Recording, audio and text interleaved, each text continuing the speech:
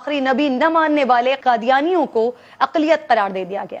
یقیناً اس کارنامے کا صحرا بہت سے بزرگان دین کے ساتھ ساتھ بھٹو صاحب کو بھی جاتا ہے، لیکن اس میں لیڈ کردار شاہ احمد درانی صاحب نے ادا کیا۔ انہوں نے قومی اسمبلی میں ختم نبوت کا ایسا مقدمہ لڑا کہ قادیانیوں کے پیشواؤں کے پیر اکھڑ گئے، اور پھر انہوں نے حکومتی ارکان کو بھی اپنے موقف پر قائل کر لیا۔ یوں آئین پاکستان میں ایک شق کا اضافہ ہو گیا۔ جو شخص خاتم النبیین محمد مصطفیٰ صلی اللہ علیہ وآلہ وسلم کی ختم نبوت پر مکمل اور غیر مشروط ایمان نہ رکھتا ہو، اور محمد صلی اللہ علیہ وآلہ وسلم کے بعد کسی بھی معنی اور مطلب یا کسی بھی تشریح کے لحاظ سے پیغمبر ہونے کا دعویٰ کرنے والے کو پیغمبر یا مذہبی مسلح مانتا ہو، وہ آئین یا قانون کے مقاصد کے ضمن میں مسلمان نہیں۔